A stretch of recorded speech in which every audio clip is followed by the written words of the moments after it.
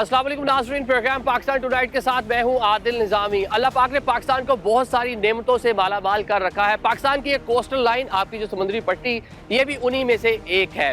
पाकिस्तान का अगर जोग्राफिया देख लें, वो जनाब अफगानिस्तान हो, सेंट्रल एशियन ममालिक हों, इसके साथ साथ चीन और रूस के कुछ इलाके हों, उनके लिए ये रास्ते जो हैं ये गेट वे की हैसियत रखते हैं। पाकिस्तान की 3 जो बंदरगाहें हैं, उसमें कराची की जो कराची पोर्ट है, कासिम पोर्ट है और इसके साथ साथ गवादर जो पोर्ट है, ये खासी अहमियत की हामिल है।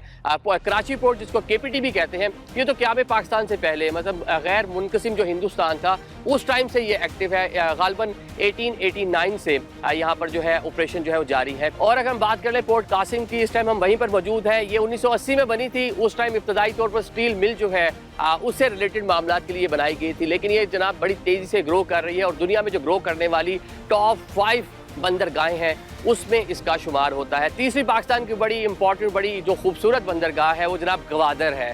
2002 में वहाँ पर काम शुरू हुआ, वो बन गई ऑलमोस्ट। 2007 से वो ऑपरेशनल है। 2016 में भी वहाँ पर बहुत सा जो तोसी मनसूबा है उसको सरअंजाम दिया गया। वो भी बड़े अच्छे तरीके से वर्किंग पोजीशन में है, काम कर रही है, दुनिया को अपनी जानिब माइल कर रही है। आज के मौजूदा अगर हम हालात की बात करें, पाकिस्तान की जो बंदरगाहें, इनकी अहमियत बहुत ज़्यादा बढ़ चुकी है। स्ट्रेट ऑफ हॉर्मुज़ आपने देख लिया, वहाँ पर बंदिश है। दुनिया की अराउंड कोई 25% जो पेट्रोलियम मसनूआत हैं वो स्ट्रेट ऑफ हॉर्मुज़ के ज़रिए दुनिया भर में जाती हैं। LNG की अगर बात कर लें तो 20% LNG और दीगर जो कमोडिटीज़ हैं, डिफरेंट जो केमिकल्स हैं, वो वहाँ से जनाब उन्हीं रस्तों से गुजर कर जाते हैं। तो वहाँ पर एक टेंशन की सूरत हाल है। तो एक अच्छा कह लें कि पाकिस्तान के लिए मौका है इस सूरत हाल में अपनी जो पोर्ट्स हैं इनको मजीद बेहतर करें, जो ऑलरेडी बहुत बेहतर है। दुनिया जिसको एडमायर कर रही है, दुनिया जिसको एक्नॉलेज कर रही है, तो जनाब इसको मजीद भी बेहतर करने की ज़रूरत है। अगर हम कैपेसिटी की बात कर लें और पिछले कुछ टाइम में किस तरह से पाकिस्तानी बंदरगाहों पर गैर मुल्की जो जहाज़ लंगर अंदाज हो रहे हैं, उसके आदादोशुमार आपको बता देते हैं। पोर्ट कासिम पे कुछ 75 मैट्रिक टन की मजमूई तौर पर कैपेसिटी है और इस साल अभी तक बताया जा रहा है कि 50 तकरीबन अराउंड के 50 जो मैट्रिक टन है, इतना सामान यहाँ पर, इतना जो शिपमेंट है यहाँ पर आया और उसको यहाँ पर हैंडल किया जा चुका है। पाकिस्तान के अंदर मजीद भी जो आपकी ब्लू इकॉनमी है उसको ग्रो करने के बेहतरीन मौके मौजूद हैं। बहुत सारी कैपेसिटी अभी भी मौजूद है, ऑल्दो बहुत सा सिस्टम यहाँ लगा हुआ है, लेकिन इसको मजीद भी बेहतर करने के लिए कोशिशें जारी हैं। जो बहुत सारी जिद्दत आई है, दुनिया की पाकिस्तान की जानिब माइल हो रही है। ये जनाब 2024 का जो साल था उसमें एक बहुत ही इंपॉर्टेंट हुकूमत पाकिस्तान ने कहने के इकदाम उठाया था। आपकी मैरी टाइम टास्क फोर्स का क्याम अमल में आया था। नाज़रीन, मैरी टाइम टास्क फोर्स जो उसने अपने लिए 99 अहदाफ जो है वो मुकर्रर किए थे और बहुत ही कलील टाइम में उसने 85 जो अहदाफ है वो हासिल भी कर लिए हैं। यही वो रीज़न है कि पाकिस्तान की जो बंदरगाहें हैं उनकी रेटिंग जो है बेहतर हुई है। इसके अंदर एक और इम्पॉर्टेंट बात है, प्राइम मिनिस्टर पाकिस्तान शहबाज शरीफ साहब, CDF आसिम मुनीर साहब, उनका पूरा फोकस है पाकिस्तान की ब्लू इकॉनमी पर। ये रिपोर्ट होता है, ये बताया जाता है। हुकाम से जब हम बात कर रहे थे इस प्रोग्राम को शुरू करने से पहले, वो बता रहे थे मीटिंग्स होती है ना, प्राइम मिनिस्टर पाकिस्तान उसको खुद देख रहे होते हैं, CDF खुद उसको मॉनिटर कर रहे होते हैं, खुद पूछ रहे होते हैं कि क्या कुछ अचीवमेंट है, कौन से मामला बेहतर किए, कौन से अहदाफ रखे थे, कौन से मीट हुए, कौन से नहीं हुए, कौन से कब तक होंगे। मतलब इस लेवल का इंटरेस्ट शो किया जा रहा है। तो आज हम इस पोर्ट कासिम में आपको जो इंफ्रास्ट्रक्चर है वो दिखाने की कोशिश करेंगे, किस तरह उसको बेहतर किया गया और किस तरह फ्यूचर प्लान कर रहे हैं हम लोग, किस तरह इसको मजीद बेहतर करना है, किस तरह जो एक अपॉर्चुनिटी पाकिस्तान के लिए पैदा हुई है जो मिडल ईस्ट के अंदर एक कह लें टेंशन की वजह से, हम किस तरह उसको कह लें कि उस अपॉर्चुनिटी का फ़ायदा उठाने का इरादा रखते हैं। तो आज के प्रोग्राम में हम यहाँ पर आपको टर्मिनल दिखाएंगे, बर्थ दिखाएंगे, किस तरह यहाँ पर कार्गो को हैंडल किया जाता है और किस तरह इसकी जो ट्रांसशिपमेंट का जो मरहला है वो आगे होता है और किस तरह LNG यहाँ पर आती है, किस तरह यहाँ पर पेट्रोलियम मसनूआत आती है, उनको ट्रीट किया जाता है। ये सारी की सारी चीज़ें आज के प्रोग्राम में आपको दिखाते हैं।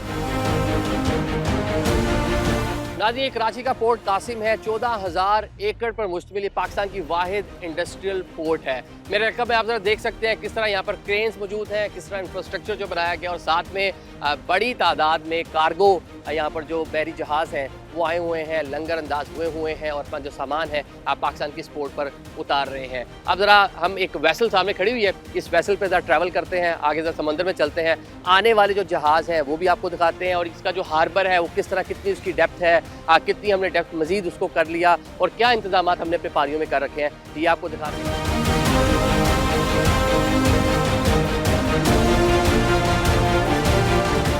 नाज़रीन, बॉय ट्रेडर वेसल है, इसका काम क्या होता है? मास्टर ऑफ द शिप हमारे साथ मौजूद है, इनसे जान लेते हैं। ये है BT मजदूर, ओके, बॉय टेंडर वेसल उससे कहते हैं।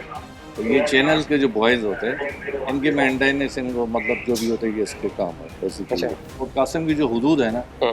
49 किलोमीटर तकरीबन 24 नॉटिकल माइल, वहाँ तक ये जो सारे टोटल बॉयज़ हमारे रेड एंड ठीक है। Green, starboard side and port side. ये होता है बॉय।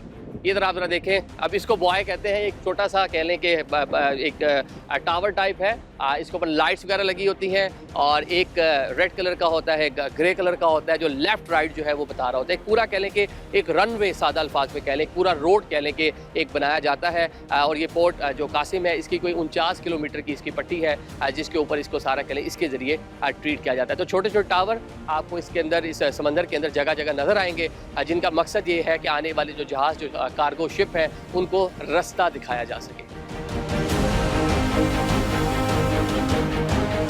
ताजी मेरे अकब में आप जो जहाज़ देख रहे हैं, ये LNG या LPG जो कैरियर है, ये वो है। इसके हवाले से जो सिक्योरिटी के मामला हैं खासे सख्त होते हैं, SOPs हैं।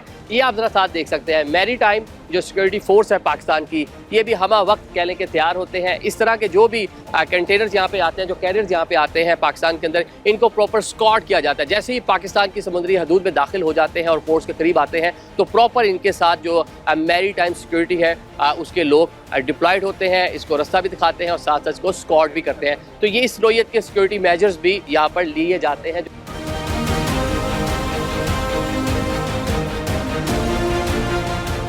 अभी हमारे साथ यहाँ पर जो DG ऑपरेशन है रेयर एडमिरल मोहम्मद खालिद साहब, वो हमें ज्वाइन कर रहे हैं। इनसे बात करते हैं। सर कैसे हैं? फर्स्ट ऑफ ऑल अपनी तबीयत सेहत बताएं। ठीक है? अल्हम्दुलिल्लाह, एवरीथिंग इज फाइन। ठीक है। अच्छा ये बता दें, हम ये पोर्ट से गुजर रहे हैं, यहाँ पर 12 के करीब जो बर्थ है, किस किस मकासद के लिए इस्तेमाल होते हैं, जिसको अभी हम क्रॉस कर रहे हैं, यहाँ पर किस किस्म का जो कार्गो है यहाँ पर आकर डील होता है, हैंडल होता है? इस पोर्ट के ऊपर टोटल 18 बर्थ्स हैं। 18 बर्थ्स में से 15 berths privately owned terminal operators operate करते हैं। इस वक्त हम जिस टर्मिनल के सामने से गुजर रहे हैं, ये कासिम इंटरनेशनल कंटेनर टर्मिनल है, जो कि DP वर्ल्ड ऑपरेट करती है। और इस टर्मिनल के अंदर जो कंटेनर्स की जो सारी हैंडलिंग है पोर्ट कासिम के ऊपर, वो DP वर्ल्ड के इन 2 टर्मिनल्स के ऊपर होती है, जो कि इस वक्त आप अपने बैकग्राउंड में देख सकते हैं। ठीक है। और बाकी एनर्जी सेक्टर के हवाले से अगर हम बात कर लें, LNG की अगर हम बात कर लें, पेट्रोलियम, उसका पेट्रोकेमिकल जो यहाँ पर आता है, वो कैसे हैंडल होता है और उसके लिए कौन सा टर्मिनल, उसको ऑपरेट कौन कर रहा है? निजी शोबा कर रहा है कि आप लोग कर रहे हैं? Very good question. Port Qasim जो है, इसको हम कहते हैं नेशनल एनर्जी हब। वो हम नेशनल एनर्जी हब इसलिए पोर्ट कासिम को कहते हैं कि around 75% energy import of Pakistan जो है वो इस पोर्ट से कंडक्ट होती है। LPG, hydrocarbons, that is the motor oil fuel which is handled by Fortco, then LNG जिसके 2 टर्मिनल्स हैं यहाँ पर, देन LPG जो कि 2 और टर्मिनल्स के ऊपर हैंडल होती है। So these 4 commodities basically make around 75% energy of the national level जो कि यहाँ से होती है। ठीक है। अभी हमने देखा हाल ही में पाकिस्तान के जो पोर्ट्स हैं, यहाँ पे खासा सादा अल्फाज का इस्तेमाल करें, रश देखने को मिला। स्ट्रेट फॉरवर्ड से उसकी बंदिश थी, दुनिया ने पाकिस्तानी पोर्ट्स जो है इसका रुख किया। तो कैसा वो टाइम पीरियड रहा, कैसे इस पूरी सूरत हाल को मैनेज किया, क्योंकि कई रिकॉर्ड हमने इस टाइम पीरियड में बना लिए हैं। आपकी बात ठीक है। उसको मैं इसको कंटेनर के टर्म में आपको बताना चाहूँगा कि ज़्यादा हमारे ऊपर जो प्रेशर था वो कंटेनर्स का था, और ये कंटेनर्स ट्रांसशिपमेंट के सिलसिले में यहाँ आने थे। इनके आने की वजह ये थी क्योंकि गल्फ जो है स्ट्रेट ऑफ हॉर्मज़ की वजह से वहाँ पे शिप्स की मूवमेंट बंद हो गई थी। तो जो शिप्स उस वक्त स्ट्रैंडेड थे उसके बाहर वाले एरिया के अंदर, उनको कोई लोकेशन चाहिए थी जहाँ पे वो अपने कंटेनर्स को डंप करके अगली डेस्टिनेशन पे जा सकें। उस कॉन्टेक्स्ट में मैं आपको ये बताऊँगा कि नॉर्मली हम पूरे साल के अंदर 3000 और 3500 जो TEUs हैं वो हैंडल करते हैं, लेकिन इस वाले टाइम फ्रेम में हमने 8500 TEUs, यानी हमने पूरे साल वाला जो कंपोनेंट था उससे कहीं ज़्यादा हमने इन 2 से 3 महीनों के अंदर TEUs को हैंडल किया। एंड अल्हम्दुलिल्लाह we were able to handle all that shipping through this DP World container terminal. And then दूसरा चैलेंज जो था वो हमारा एनर्जी के वेसल से, वो इसलिए कि यू अंडरस्टैंड कि हमारे पास जो इम्पोर्टेड एनर्जी है वो कंटिन्यूसली उसकी रिक्वायरमेंट है कंट्री के इंडस्ट्री को और कंट्री की ट्रांसपोर्ट को चलने के लिए।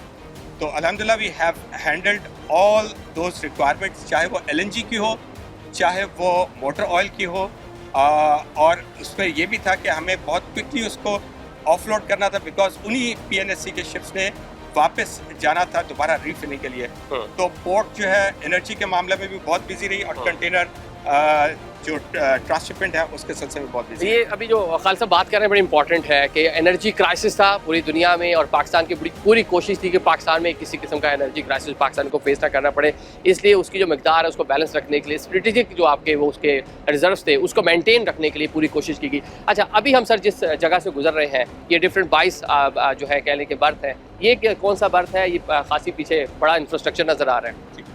अच्छा, ये जो टर्मिनल है हमारे पास फौजी अकबर पोर्ट या फैब टर्मिनल जिसको हम कहते हैं, और ये ग्रेन्स का टर्मिनल है।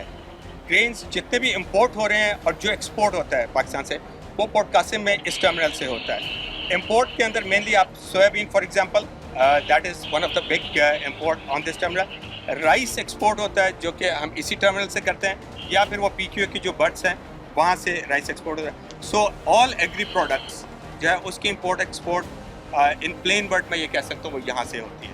ठीक है, इस पूरे टाइम पीरियड में कई ऐसे जहाज़ होंगे शायद जो पाकिस्तान पहली बार आए होंगे, तो कैसा लगा उनको यहाँ पर हैंडल करके, उनको यहाँ पर मैनेज करके, और ऑन द अदर साइड क्या फ्यूचर में भी हम उसको देख पाएंगे कि इसी तरह जो हमारी जो बंदरगाह है इसके ऊपर जो हसल बसल हम देख रहे हैं इस टाइम, ये ऐसी ही चलती रहे कि आज वन टाइम था मिडल ईस्ट के हालात ख़राब थे तो हमने सारी चीज़ें कर ली, आगे ऐसी चीज़ें नहीं हो पाएंगी? अच्छा, आप इसको यूँ समझे कि जो पोर्ट्स हैं they are the conduit for that maritime trade.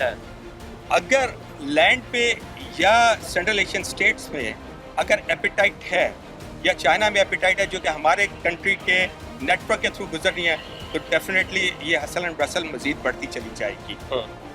अब जहाँ तक इस वाले केस का ताल्लुक है, तो यस हमने ये देखी, लेकिन हम ये नहीं कह सकते कि ये कंटिन्यू कितने टाइम फ्रेम के लिए रहेगी। लेकिन हमने ये कोशिश की है कि जो भी शिप्स यहाँ पर आएँ उनको वो सर्विसेज प्रोवाइड करें, या उन शिपिंग लाइन्स को वो सर्विसेज प्रोवाइड करें जिसकी वजह से वो फ्यूचर में हमारी इंपोर्ट्स को कंसिडर करें फॉर द बिजनेस। एक अच्छा टाइम पीरियड था नाज़रीन। 2024 में हमने देख लिया प्राइम मिनिस्टर पाकिस्तान और CDF की जानिब से एक इनिशिएटिव लिया गया था, आपकी मैरीटाइम टास्क फोर्स जो बना दी गई, बड़ा बर वक्त कह लें कि वो इकदाम हुआ। 15 दिसंबर 2024 को एक 99 पॉइंट्स का मैरीटाइम टास्क फोर्स का अप्रूव हुआ प्लान डिश आउट हो गया। उसके ऊपर डिफरेंट टाइमलाइंस थी, उसके अंदर अराउंड 45 पॉइंट्स वो थे जो कि एग्जैक्टली डायरेक्टली डिफरेंट पोर्ट्स के एरिया से मुतालिक थे। बाकी जो पॉइंट्स थे वो और दूसरे ब्लू इकोनॉमी के सेक्टर्स को एड्रेस कर रहे थे। ना उन वाले पॉइंट्स के ऊपर हम काम फ्रॉम जनवरी 2025 ऑलरेडी कर रहे थे। उनमें से जो चीज़ें प्रोसेस से मुतालिक थी उनके ऊपर हमने बहुत प्रोग्रेस कर ली थी। फॉर एग्जांपल पोर्ट ऑपरेशंस तो हम पहले भी कर रहे थे, लेकिन डिफरेंट एजेंसीज, गवर्नमेंट एजेंसीज जो काम करती थी इसके अंदर कंबाइंड होके उसमें जो डिलेज आ रहे थे, फैक्टर आ रहे थे, one way because of one reason और अदर, उनको ब्रिज कर दिया गया। और जो मैरीटाइम टास्क फोर्स की इम्प्लीमेंटेशन कमेटी है उससे तमाम स्टेक होल्डर्स को इकट्ठा करके वो जो एरियाज थे और गैप्स थे उनको रिमूव करवाया, रेगुलेटरी मेजर्स किए गए और हर जगह एफिशिएंसी लेकर आए। ठीक है, चलिए सर आखिर जल्दी से बता दें, स्ट्रक्चर कुछ तब्दील हुआ है, पीछे क्रेन्स थी, आगे हम किस तरफ बढ़ रहे हैं और आगे किस किस किस्म के कार्गो को हैंडल किया जाता है? ये इस वक्त आज सुबह ही हमारे पास LNG कैरियर आया, ये EETL टर्मिनल है।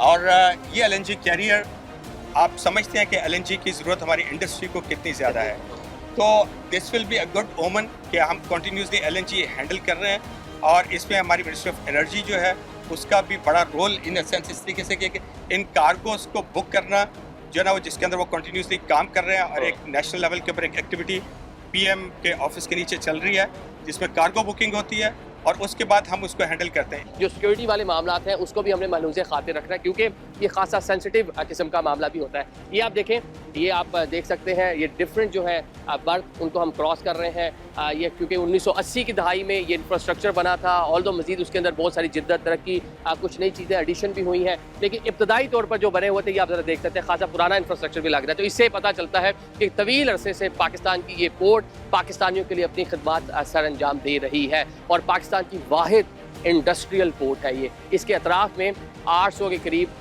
डिफरेंट जो इंडस्ट्रीज़ हैं वो लगी हुई हैं। आगे चल के वो इंडस्ट्री किस किस नोयत की है उस पर भी ज़रा बात कर लेंगे।